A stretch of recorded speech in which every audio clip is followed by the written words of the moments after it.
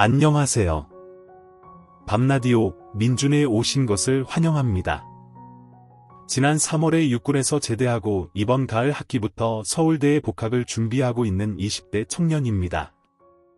이 채널은 저희 외할머니가 즐겨 들으셔서 알게 되었습니다.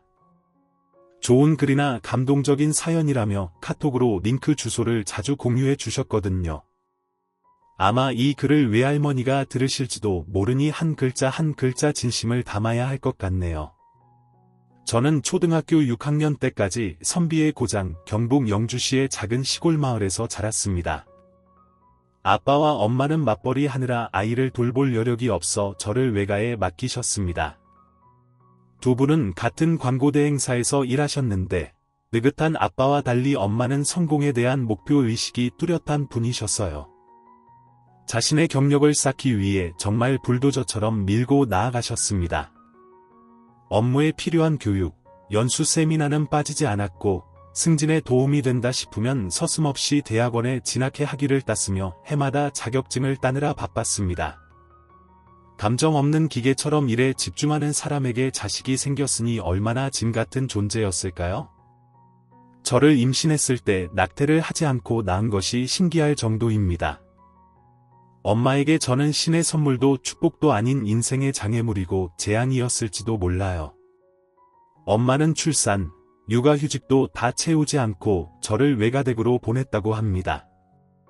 엄마는 초단위로 바쁘고 변화무쌍하게 젊고 빠릿빠릿한 애들이 밀려들어오는 상황에서 자기 자리를 지키려면 어쩔 수 없다고 생각하셨습니다. 김서방도 그렇게 생각하지? 2살도 안 된 아이를 나한테 맡겨도 되겠어? 아유 저야 감사한 일이죠. 맞벌이 부부의 애환이 이렇습니다. 그래, 그럼 내가 얼마 동안 세훈이를 돌보면 되겠노? 일단 1년 정도면 되지 않을까? 수시로 찾아올게. 양육비도 섭섭치 않게 드릴게. 아이고, 됐다. 내 손주 외할미가 키우는데 양육비가 무슨 말이고 섭섭하지 않다. 장모님, 이거 얼마 안 되지만 장모님 용돈도 하시고 우리 세훈이 맛있는 거 많이 해주세요. 그렇게 저는 2살도 안 돼 외가댁에서 지내게 되었고 1년만 더 하던 것이 13살이 될 때까지 자그마치 11년을 외할머니 품에서 보냈습니다. 저는 부모와 떨어져 외할머니와 사는 것이 전혀 이상하지 않았고 오히려 신나는 일이었습니다. 앞산과 뒷산에서 들려오는 새 소리도 좋았고 뒤뜰 감나무 위에서 우는 매미 소리도 좋았습니다. 저는 자연 속에서 새까맣게 그을린 건강하고 개구진 시골 아이로 자랐습니다. 제가 워낙 활동적인 데다 달리기도 잘해서 외할머니가 저를 돌보는 일은 여간 힘든 게 아니었습니다. 7살 무렵에는 외할머니에게 잡기 놀이를 하자면서 갑자기 대문 밖으로 뛰쳐나가 버려서 외할머니가 저를 곧장 뒤쫓았지만 그만 힘에 부쳐서 저를 못 따라잡으셨어요. 그 길로 제가 하수구 구멍으로 빠지는 바람에 외할머니의 심장을 철렁하게 만들었죠. 온몸은 냄새나는 오물로 뒤덮였고 왼팔뼈가 부러져서 병원 신세를 지게 되었습니다. 그때 외할머니는 한숨도 못 주무시고 눈물을 훔치며 병간호를 해주셨어요. 아이고 내 새끼, 많이 아프지? 어찌하노, 아파서. 할머니, 울지 마세요. 그래도 수술 안 해도 된다잖아요. 얼마나 다행이에요. 엄마 알면 기겁할 텐데. 어쩌죠? 이 일 알면 할머니가 정신 못 차린다고 저 데리고 간다고 하면 엄마가 저를 데려갈 리가 없어요. 그럴 리가 없었습니다. 하지만 설날 연휴를 보내러 왔다가 그 일을 전해 들은 엄마는 아무 잘못 없는 외할머니 탓만 했습니다. 엄마는 진짜 자기밖에 모르는 이기적인 성격이었습니다. 엄마는 일남 이녀 중 막내로 외할아버지가 병원에서 돌아가시고 엄마는 유복자로 태어났습니다. 외할아버지 얼굴도 모른 채 자란 엄마는 외할머니에게 특히 더 아픈 손가락이었습니다. 유복자로 아버지의 사랑을 모르고 자란 데다 가정 형편이 어려워 제대로 먹이지도 입히지도 못했다는 미안함이 있었거든요. 엄마는 유난히 약골로 자랐지만 성질은 보통이 아니었대요. 이모와 외삼촌과 나이 차이도 많이 나서 때를 쓰며 고집을 부리면 자신이 원하는 것을 얻는다는 걸 몸소 체득하며 욕심 많은 아이로 성장했고, 그 결과 고등학교 때부터 서울로 유학을 떠났고, 그렇게 꿈꾸던 광고쟁이가 될 수 있었습니다.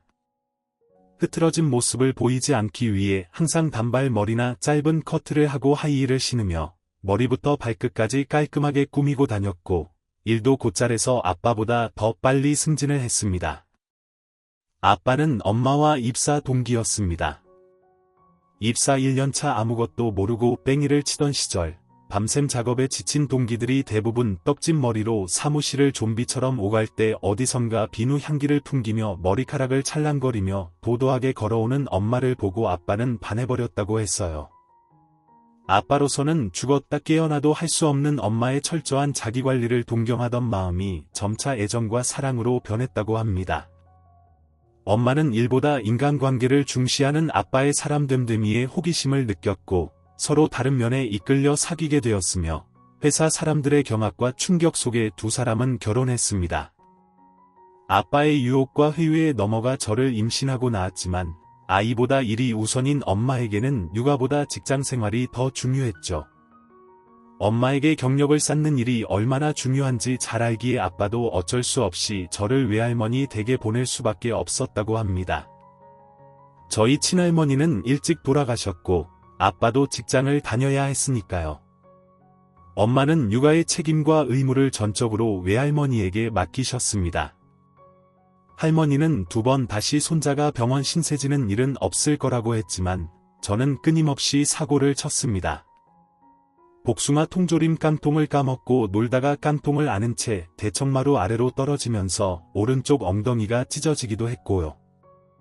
친구들과 당산나무 꼭대기에 오르기 내기를 하다가 나무에서 떨어져 다리를 깁스하기도 했어요. 그때마다 외할머니는 피투성이가 된 저를 꼭 껴안고 병원, 보건소, 한의원으로 다니셨습니다. 지금도 훈장처럼 제 얼굴과 다리에는 그때의 흉터들이 고스란히 남아 있습니다. 아무리 말썽을 피워도 외할머니는 큰 소리 한 번 내지 않으시고 바쁜 농사일 중에도 저를 살뜰히 보살펴 주셨습니다. 부모님과의 인연은 깊지 않았지만 시골 생활 덕분에 저희 체력은 도시의 또래 친구들보다 월등했고 정서적으로도 꽤 안정되었던 것 같아요.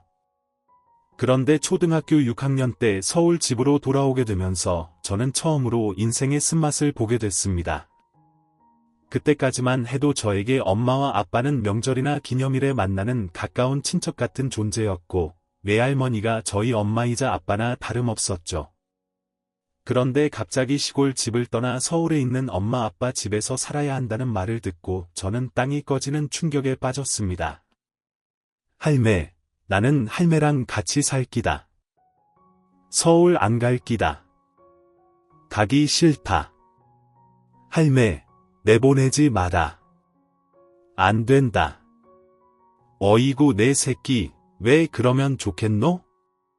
이제는 엄마랑 아빠랑 살아야지. 천년만년 할미랑 오해 살겠노. 싫다고, 나는 여서 산다고. 엄마 아빠는 서울에서 살고 뭐가 문젠데? 어이구 내 새끼, 그만 울어라. 눈이 다 퉁퉁 부었다. 아이고, 사심이야. 그만 좀 해. 누가 보면 내가 두 사람 떼어놓는 악당인 줄 알겠어. 이수야, 세훈이 초등학교 졸업할 때까지 이어 있으면 안 되겠나? 중학교 때 올라가도 안 되겠나? 엄마, 중학교 내신 준비를 하려면 지금도 늦었어. 공부 습관이 얼마나 중요한데. 안 그래도 이 서방이 얼마나 눈치를 준다고 니 이런다고 바쁜데 그렇게도 괜찮겠나? 좀 있으면 중학교 가잖아. 그 정도면 제 앞가림 정도는 알아서 하겠지. 안 그래, 이세훈? 그래, 안 그래? 저는 안 갈 겁니다. 할매, 나는 안 갈 끼다. 알았지? 나는 여기서 할매랑 산다. 맞지? 아유, 눈꼴 시려 못 봐주겠네. 사투리까지 촌티 장렬이고 얼굴에는 구조물이 덕지덕지 붙어서는 그만됐더라. 엄마, 뭐 해? 얼른 제 짐 싸줘. 내일 데리고 갈 거야. 전학 수속하고 할 일이 태산이야. 진짜 내가 여름 휴가를 아들 전학으로 다 보낸다. 외할머니 품을 떠나지 않으려고 울고불고 매달렸지만 결국 저는 엄마와 아빠를 따라 서울로 올라와야 했습니다. 외가댁을 떠나던 날 외할머니는 제 손에 용돈을 쥐어주시며 부디 건강하게 엄마 아빠 말 잘 들으라고 눈물로 당부하셨어요. 세훈아, 이거 꼭 필요할 때 써레이. 엄마 아빠 말 잘 듣고 공부도 열심히 하고, 알겠지? 외할머니는 아빠 차가 보이지 않을 때까지 손을 흔들어 주셨고, 저는 그 모습을 제 눈에 담았습니다. 아무리 눈물을 닦아도 그렁그렁 눈물이 차올라서 할머니가 흐릿해 보여서 더 슬펐습니다. 그렇게 이별하고 올라온 서울은 진짜 신세계였어요. 수많은 사람들과 고층 빌딩, 쏜살같이 내달리는 자동차들과 땅 밑으로 달리는 지하철. 저는 문화 충격에 눈이 휘둥그레졌어요. 집에서 걸으면 5분도 안 되는 초등학교에 전학했을 때도 서울말을 쓰는 얼굴 하얀 친구들이 무섭고 낯설어서 당장 시골 외가댁으로 달려가고 싶었지요. 무엇보다 외할머니가 제일 그리웠습니다. 처음 서울 생활에 적응하는 게 너무 힘들어서 매일 밤 아무도 모르게 울었던 기억이 납니다. 아빠는 저를 위해 일찍 퇴근해서 저와 시간을 보내려고 애쓰셨습니다. 세훈아, 밥 먹자. 아빠가 세훈이 좋아하는 카레 만들어 왔다. 왜 입을 삐죽삐죽하니? 세훈이 카레 좋아하잖아? 전에 잘 먹었던 것 같은데. 저 카레 안 좋아하는데요. 아, 진짜? 아빠가 몰랐네. 미안. 그러면 우리 세훈이는 뭘 좋아할까? 아빠가 세훈이 좋아하는 걸로 다시 만들어 줄게. 됐어요. 엄마는 얼굴 보기가 힘들었어요.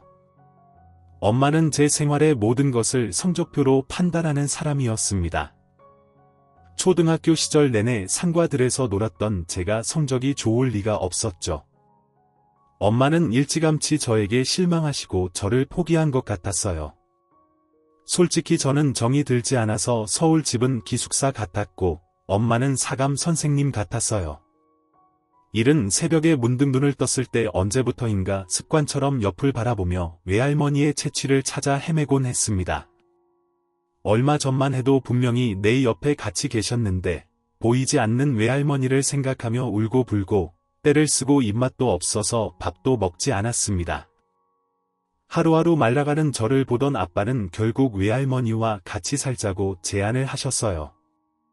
저를 보내고 극심한 우울증에 시달렸던 외할머니는 흔쾌히 그 제안을 수락하셨습니다. 장모님, 절대 고향 떠나서 못 살겠다고 하신 말씀이 걸려서 차마 말씀 못 드렸는데요.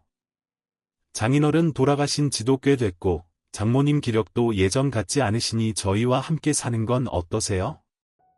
세훈이가 새벽마다 너무 울어서 아파트 주민들 민원이 많이 들어와서요.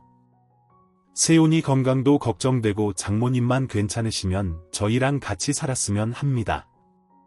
엄마, 고양이 꿀 발라둔 것도 아닌데 우리 집으로 와. 엄마가 그렇게 아끼는 세훈이 생각해서 사실 학기 동안에는 학원 뺑뺑이를 돌리며 퇴근 시간까지 버틸 생각이었는데 방학에는 어떻게 시간을 채워야 할지 막막해.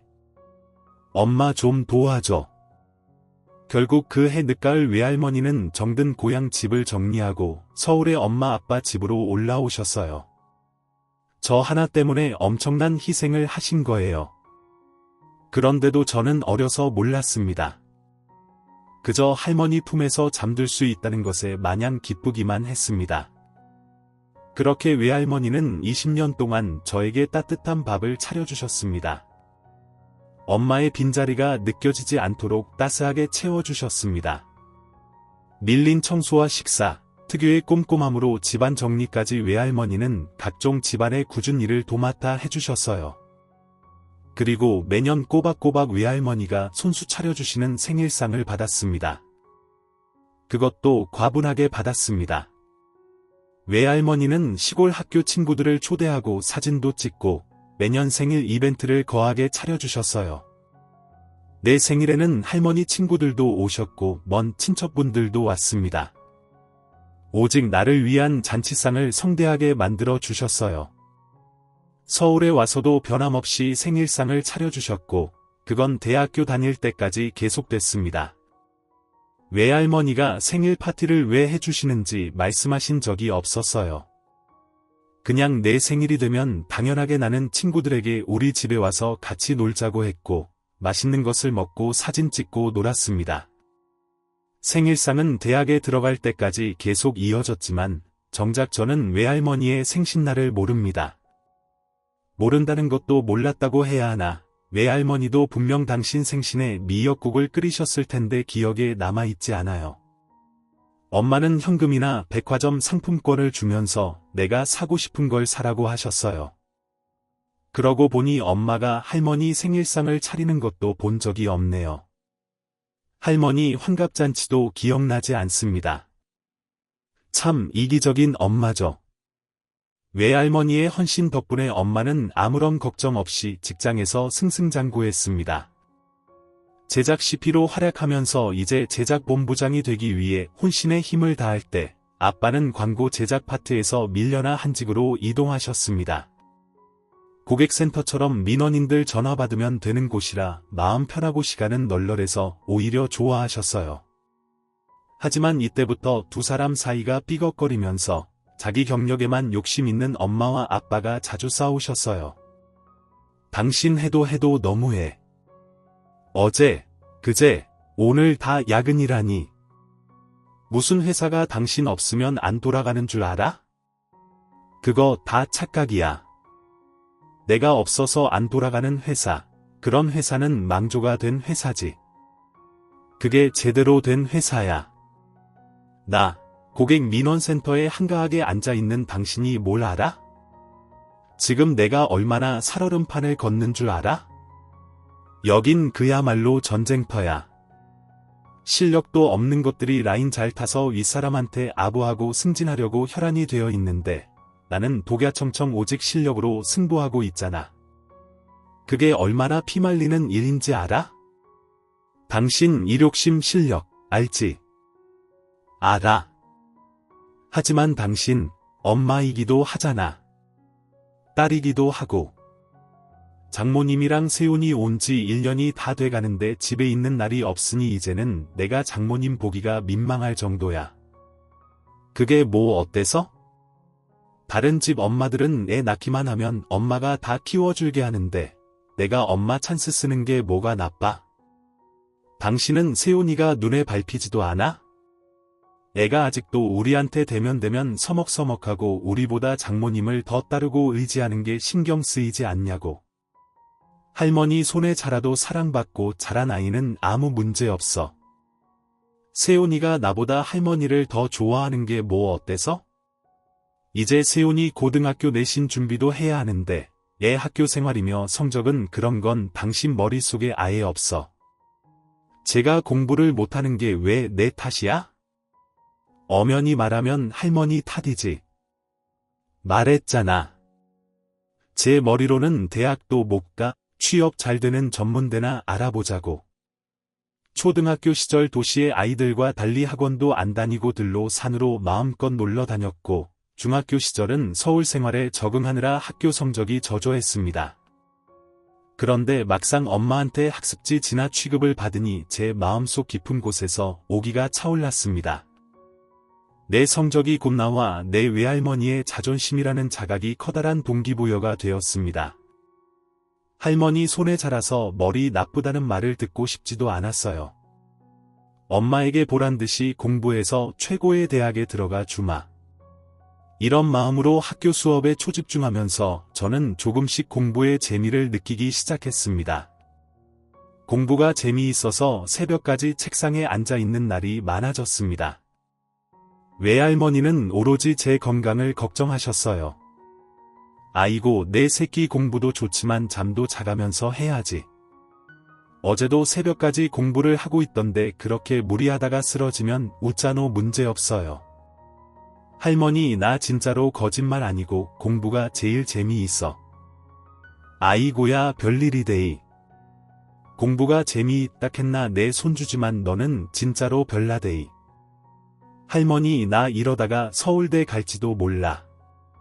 뭐 서울대를 거기가 대한민국에서 최고로 알아주는데 아이가 하이고 마야 그렇게 좋은 대학교를 우리 손주가 다니면 이 할미는 동네 사람들 불러다가 등실등실 춤추고 잔치를 성대하게 빌릴 기다. 으이고 생각만 해도 좋네. 와 이리 가슴이 뛰노. 진짜로 생각만 해도 그렇게 좋나 하모 귀태가 내 새끼. 근데 서울대 갈기라고 고생하는 건 한 개도 안 좋다. 할매가 바라는 건 하나밖에 없데이. 건강만 해레이 알았나? 저는 할머니를 향해 고개를 크게 끄덕였습니다. 오구 내 새끼 예쁜 내 손주 농사일로 검게 그을리고 굵어진 손마디. 할머니의 거친 손이 제 머리를 부드럽게 쓰다듬어 주었습니다. 할머니의 기대와 지지를 받으며 열심히 공부한 결과 저는 중학교를 졸업할 무렵에는 전교 10등 안에 들었고 고등학교 1학년 가을 서울대 공대를 목표로 공부하겠다고 부모님과 선생님께 말씀드렸을 때 학교 선생님의 반응은 이랬습니다. 아무리 모의고사 성적이 좋아도 과학고 출신이 아닌데 서울대 공대 합격은 쉽지 않을 걸 다른 전공을 찾아보지 않을래? 엄마의 반응도 제 성적을 위십저거 하셨습니다. 중학교 3학년 팽팽 돌더니 갑자기 서울대라니 무슨 바람이 분 거니 아니면 잘 찍은 건가? 혹시 컨닝한 건 아니고 아빠는 무작정 저를 응원해 주셨고요. 우리 아들이 전교 10등 했잖아 잊었어. 조금만 더 공부하면 서울대 공대쯤이야. 가뿐하게 들어가지 암 누굴 닮아서 이렇게 똑똑한 거야? 뭐 먹고 싶어 아빠가 다 사줄게 외할머니는 그저 제 걱정만 하셨죠? 서울대도 힘들고 전공 공부도 어렵다며 그냥 편하게 대충대충 아무 대학이나 들어가면 안 되나 할머니 내 걱정은 하지 마요. 자신 있으니까 할머니가 아프지 말고 오래오래 사셔야죠. 내 효도까지 다 받으시고 100살 넘어까지 오래오래 사는 거예요. 알겠죠? 그렇게 저는 서울대 공대를 목표로 공부에 매진했습니다. 처음에는 좌충우돌했으나 결국 온 마음을 다해 공부하면 즐거워진다는 사실을 깨닫고 공부의 재미에 푹 빠졌습니다. 본격적으로 대학 진학을 준비를 하면서부터 스트레스도 많이 받고 특히 시험이 다가올수록 불안감과 걱정도 커졌습니다. 이때 외할머니 덕분에 저는 힐링의 시간을 가질 수 있었습니다. 외할머니와 함께 잠시 밖으로 나가 따스한 햇살을 맞으며 걷거나 저를 위해 만들어주신 맛있는 간식을 먹으면서 스트레스를 줄이고 좋은 에너지를 충전했습니다. 외할머니가 챙겨주시는 깨끗하게 다림질된 옷을 입었고 공부방과 집안 구석구석을 빈틈없이 정돈해주신 덕분에 집중은 더 잘 됐습니다. 게다가 어디서 구했는지 서울대학교 입학 수기들을 읽고는 수험생활에 필요한 건강식과 학습 분위기를 만들어 주셨어요. 그리하여 저는 고등학교 졸업식 날 저는 전교생들의 시선을 받으며 단상 위로 올라가 5등상을 받았습니다. 서울대 공대 수석 합격이라는 영광을 안았거든요. 이날도 여전히 일 때문에 바빠 졸업식에 참석하지 못한 엄마를 대신해서 외할머니가 오셨어요. 외할머니는 눈물을 글썽이며 저를 바라보며 계셨어요. 저는 상장을 들고 단상에서 내려가자마자 외할머니를 힘껏 안았고 그 순간 내 등 뒤로 많은 사람들의 박수 소리가 들려왔습니다. 정말이지 저는 외할머니의 도움으로 서울대를 갔다고 해도 과언이 아닙니다. 외할머니는 제가 서울대 학생이 된 것을 몹시 자랑스러워하셨습니다. 동네 사람들 내 말 좀 들어보소. 우리 손주 서울대 합격했어요. 대단하지요. 엄청나지요. 우리 손주 만세입니다. 외할머니는 약속대로 경로당에 가셔서 자랑을 하셨고 덩실덩실 어깨춤을 추었으며 축하떡까지 돌리셨어요. 할머니는 정말 제 부모님이나 다름없었습니다. 그런 할머니도 어느덧 80대가 되셨어요. 그동안 저도 군대도 제대하고 복학을 준비하는 20대 중반의 청년으로 성장했고요. 세월 앞에 장사 없다고 하지만 80을 넘긴 지 얼마 안 됐을 때 조금씩 이상한 언행을 하기 시작하셨습니다. 내가 분명히 카드 채워놨는데 누가 가져갔노? 귀신이 코카 어르신의 할머니 왜 냉장고 문을 열고 그러고 있어? 야, 내가 이 단지에 맛이 있게 익은 고추장을 가득 채워놨거든. 근데 누가 몰래반을 훔쳐가 보다. 누군지 몰라도 참 그거 엄마랑 아빠가 먹은 거 아니야? 아니다. 그냥 사흘 전에 내었을 때만 해도 그대로였거든. 필시 이 집에 도둑이 있다. 세원아 CCTV 있지 그거 좀 여기 달아라. 누가 훔쳐가는지 보자. 그럴 때 할머니의 얼굴이 처음 보는 험상궂은 표정이라 저는 꽤 놀랐습니다. 그리고 현관 비밀번호와 핸드폰 잠금 해제 패턴을 계속 잊어버리셨어요.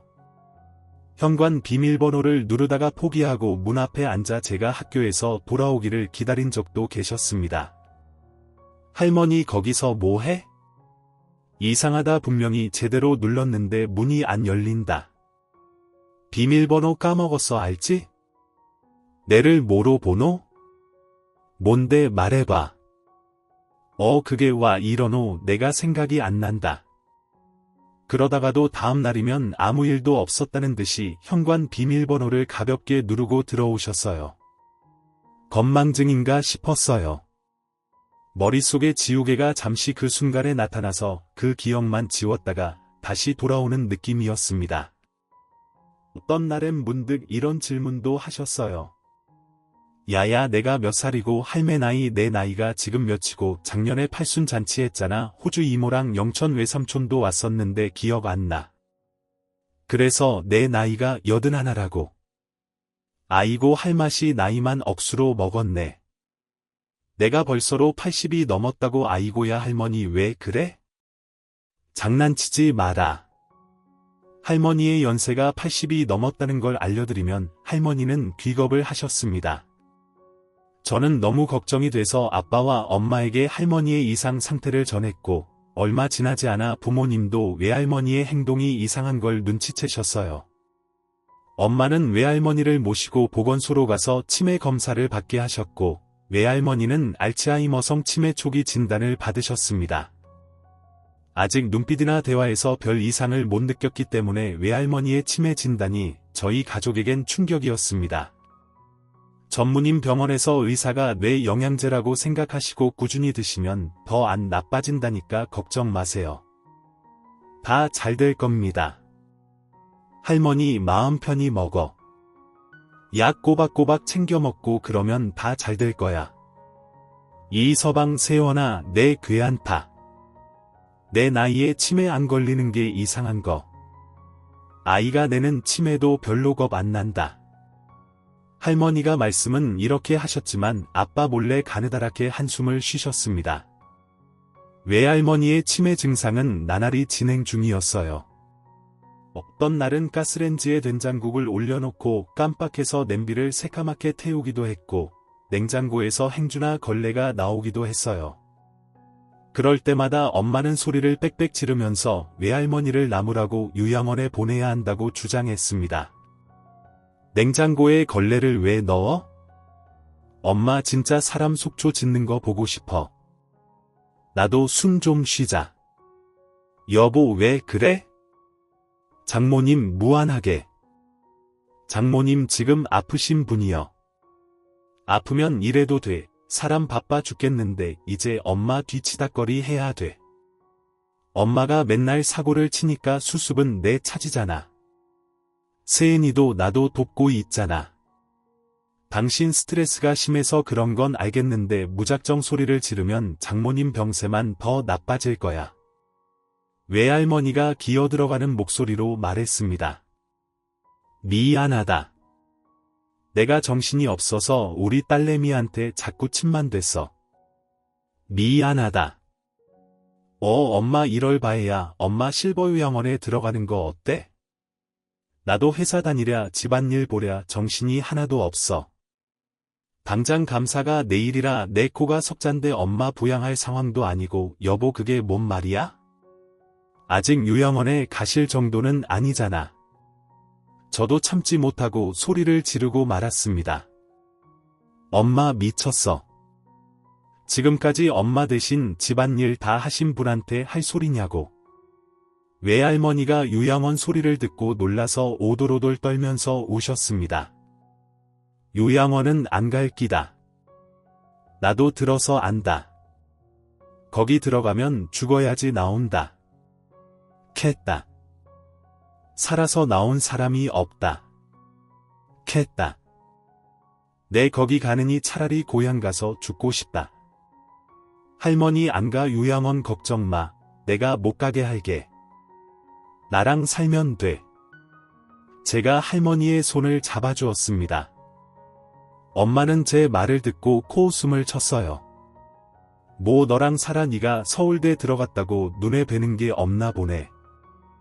네가 무슨 수로 치매에 놓인 간병을 할 건데 그게 말처럼 쉬운 줄 알아. 그냥 노인네하고 사는 것도 쉽지 않아. 이 철딱선이야. 그리고 엄마는 고향 집 다 정리하고 와놓고 거길 왜 가. 엄마 혼자 시골 집에 살면 그것도 치매 노인이 혼자서 살면 사람들이 우릴 어떻게 보겠어. 요양원을 제발 보내지 마라. 이수야. 엄마 좀 보래이. 엄마 안 보낼 거제. 엄마가 들은 이야기는 다 거짓말이야.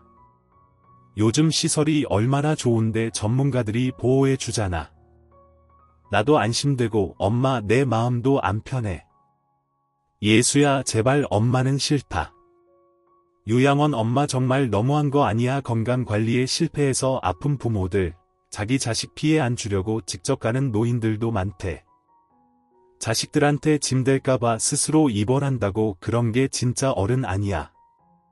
그런데 진짜 사랑 아니야. 엄마의 궤변이 하늘을 찌르자 아빠가 외할머니를 방으로 데리고 들어가면서 일단락을 지었습니다. 당신 흥분했어. 이 일은 나중에 다시 의논하자.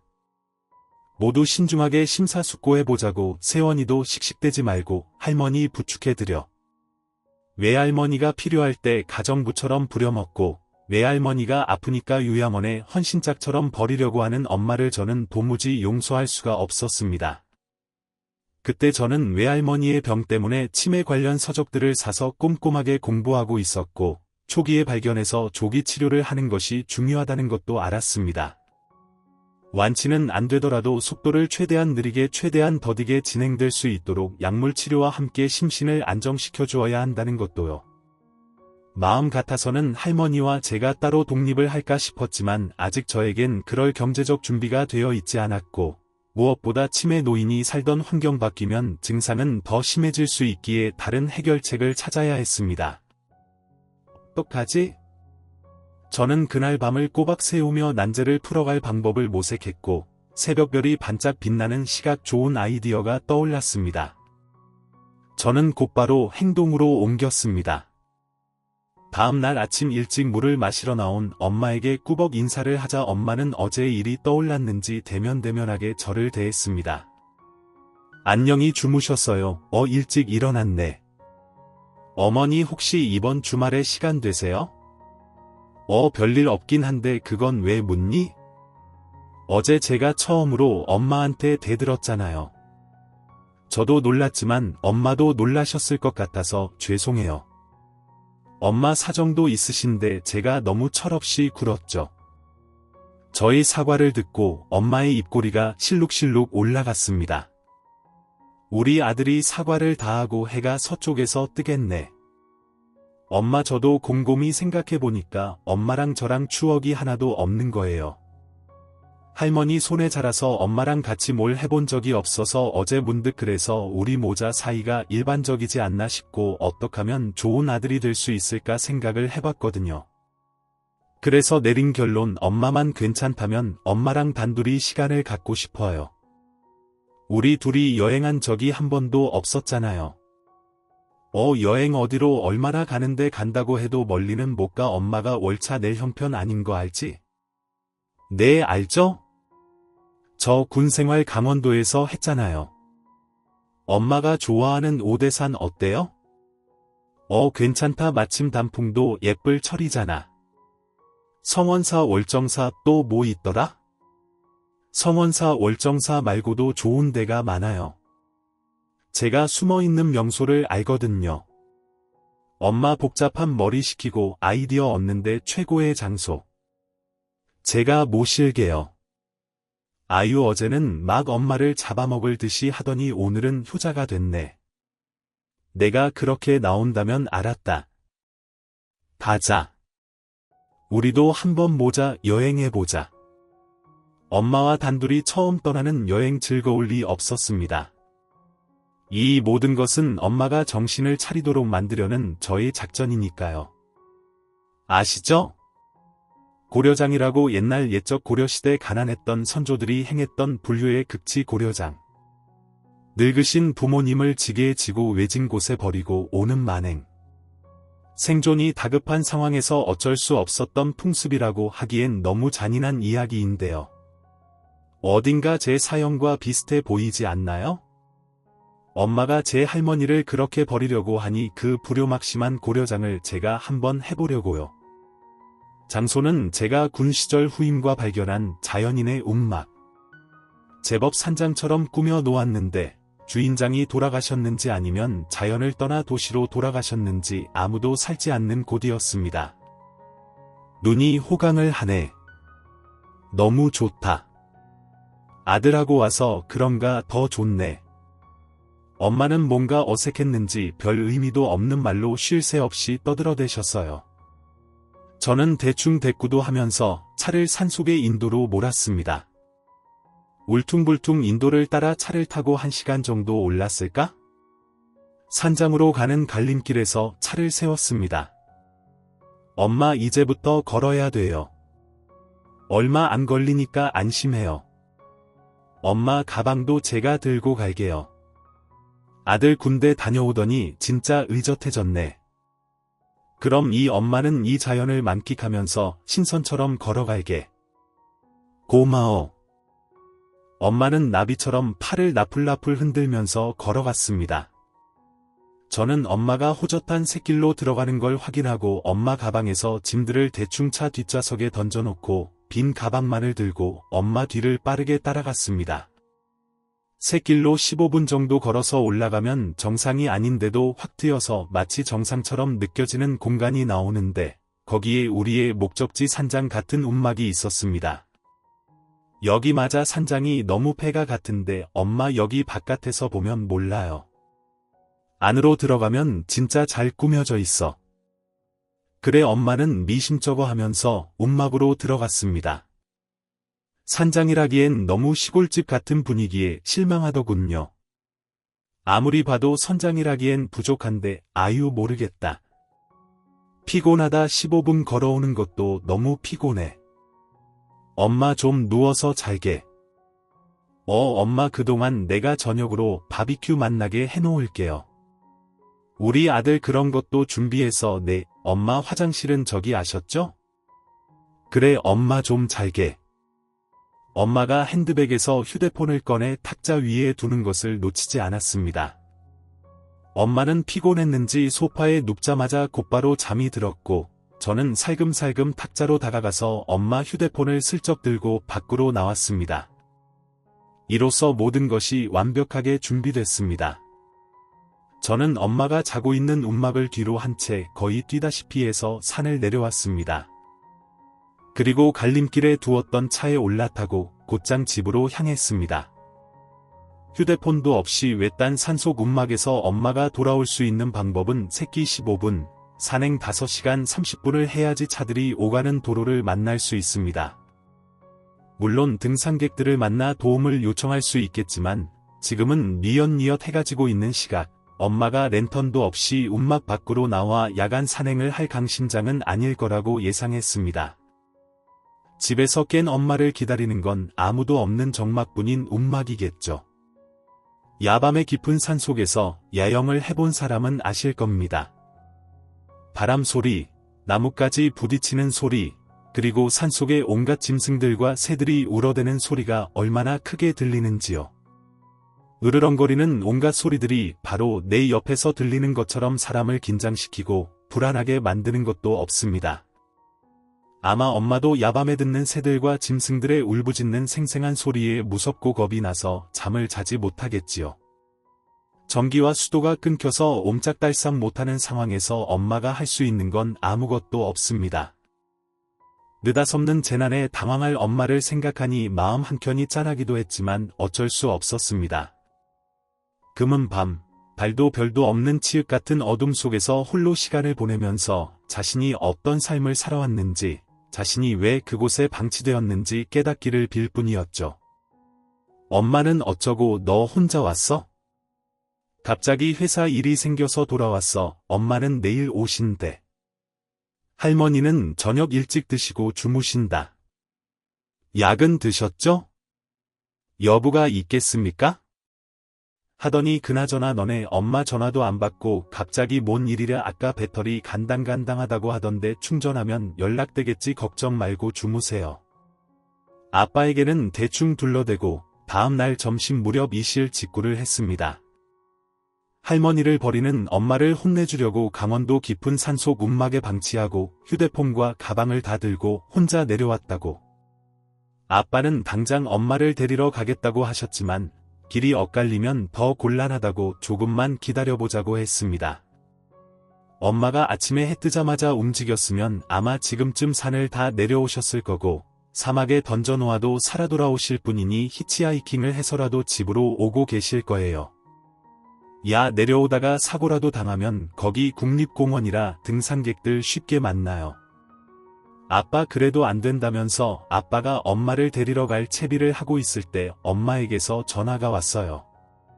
아침에 눈 뜨자마자 산을 내려오면서 4시간 동안 헤매다가 겨우 만난 등산객의 휴대폰을 빌려서 산악구조대에게 도움을 요청했고 덕분에 무사히 산을 내려올 수 있었다고 합니다. 야, 이 미친 놈아, 엄마를 산에 버리고 도망을 쳐 너 기다리고 있어. 오후 햇살이 길게 들이온 시각 엄마가 택시를 타고 집으로 돌아오셨습니다. 엄마는 집에 들어서자마자 저를 보더니 따귀를 때렸어요. 미친 새끼, 내가 얼마나 고생했는 줄 알아? 어디 감히 엄마를 속여줘도 지지 않고 엄마 따귀를 철썩 때렸습니다. 엄마도 놀랐지만 아빠와 할머니가 더 놀라셨어요.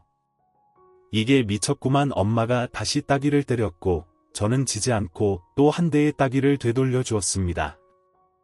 이거 미친 거 아니야 여보, 얘 돌았나 봐. 세원아, 엄마한테 무슨 짓이냐. 세아와 이라노 할머니가 제 팔을 잡으려고 다가왔지만 저는 엄마 앞으로 한 발 더 나가서 대들었습니다. 엄마 아들이니까 엄마한테 보고 배운 대로 하는데 그게 뭐 어때서? 내가 언제 널 산에다 버리고 비겨들 먹였냐? 내가 언제 너를 미친년처럼 산을 내려오게 만들었냐? 엄마가 할머니 버리듯이 나도 엄마 버린 거야. 엄마는 사람도 아니야. 어떻게 아픈 할머니를 요양원에 보내려고 해. 이제 겨우 시작인데 가족의 관심이 제일 필요한 순간인데 벌써부터 할머니를 요양원에 보낼 생각을 해. 엄마는 할머니가 고맙지도 않아. 할머니가 없었으면 엄마가 지금처럼 편하게 살 수 있었을 것 같아. 아니, 절대 못해. 지금 엄마가 누리는 모든 것들 할머니가 있어서 가능했던 거야. 할머니가 없었으면 엄마도 아빠도 나도 뭣도 아니라고 내 말을 듣고 할머니가 엉엉 우셨습니다. 엄마와 아빠는 고개를 숙이고 말이 없었습니다. 할머니는 나한테 엄마고 아빠고 형이고 누나야. 나에게 가족이 어떤 존재인지, 가족이라면 어떻게 해주는지 알려주신 분이 할머니야. 어릴 때 내가 배앓이를 하면 할머니가 밤새도록 내 배를 어루만져 주셨고, 내가 팔다리를 다치면 내 손과 발이 되어 주셨어. 엄마는 내가 아플 때, 소풍 갈 때, 졸업할 때, 입학 갈 때 내 옆에 있어주지도 않았지만 그때마다 할머니가 엄마 대신 날 데리고 다니셨어. 엄마는 나한테 밥을 몇 번이나 해줬어. 내 생일상은 몇 번이나 차려줘서 엄마는 단 한 번도 신경을 쓰지 않았잖아. 할머니가 다 알아서 해줬으니까. 엄마 아빠가 없이 보내는 생일에도 나는 외롭지 않았어. 왜 할머니가 내 생일은 특별한 날이라고, 내가 이 세상에 태어난 일은 좋은 일이라고 늘 그렇게 말해주셨거든. 엄마 아빠를 미워하지 않도록 지극정성으로 나를 키워주셨어. 근데 엄마는 내 생일 미역국 끓인 적이 있어. 할머니 생일상을 차려준 적이 있어. 그런데도 할머니는 늘 엄마 편이야. 내가 무정한 엄마라고 욕해도 엄마는 그래도 된대. 외할아버지 얼굴도 못 보고 자라서 할머니가 해줄 수 있는 걸 다 해주고 싶대. 엄마가 모자른 걸 다 할머니가 대신 달래주고 채워주시겠대. 할머니를 끝까지 엄마 편에 서서 엄마만 위하는데 어떻게 엄마가 할머니를 버릴 수 있어? 만일 그러기만 해봐. 나 엄마 나중에 늙고 치매에 걸리면 그대로 바로 버릴 거야. 알아. 엄마 할머니 2년 전에 물려받았잖아. 엄마는 평생 짱짱할 것 같아.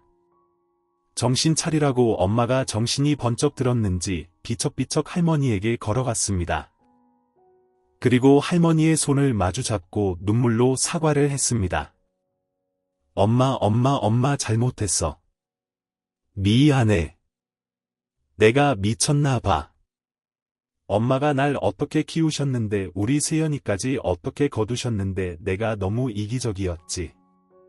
엄마 용서해줘. 엄마가 아낌없는 나무처럼 언제나 퍼주기만 하니까 엄마 은혜도 모르고 미친년처럼 살았어. 엄마 미안해. 다시는 안 그럴게. 아유 내 새끼 울지 마라. 괜찮다. 엄마는 다 괜찮다. 엄마는 네 하고 싶은 거 다 하는 게 소원이다. 엄마와 외할머니가 부둥켜 안고 한참을 울었습니다. 그리고는 엄마가 눈물을 닦으며 저에게 웃어 보이셨어요. 야 이세훈 너 정말 효자네. 할머니가 진짜 너를 잘 키웠네. 이 대견한 자식 여보 우리 세훈이 진짜 대박이지. 그래 누구 아들인데 현대판 고려장을 다 보게 만드냐? 그렇게 해서 그놈의 요양원 이야기는 저희 집에 다시는 언급되지 않았어요. 엄마는 퇴임 전에 이루려 했던 인생 계획들을 수정하셨고 광고대 행사를 명예퇴직으로 나오셨어요. 당분간 할머니의 치매 치료에 신경을 더 쓰시려고요. 부디 할머니의 치매 진행 속도가 더디게 진행되기를 빕니다. 엄마는 서툴지만 저녁 식사 준비도 직접 하시고 아빠는 엄마 요리를 먹을 때마다 눈을 동글동글거리면서 그 참 신기한 맛이네 하면서 엄마를 약 올리세요. 저는 복학생으로 학교 생활에 적응할 일이 걱정이 되긴 하지만 이제 새로운 환경에 적응하는 건 이골이 나으니까요. 극약 처방으로 다시 행복을 되찾은 저희 가족 이야기가 여러분에게 어떻게 들리셨을지 궁금합니다. 긴 글 들어주셔서 고맙습니다. 나날이 행복하시길 바랍니다. 오늘 준비한 사연은 여기까지입니다. 재미있게 들으셨다면 구독과 좋아요, 알림 설정까지 눌러주세요. 그럼 저는 다음 사연으로 찾아뵐게요. 오늘도 건강하고 행복하세요.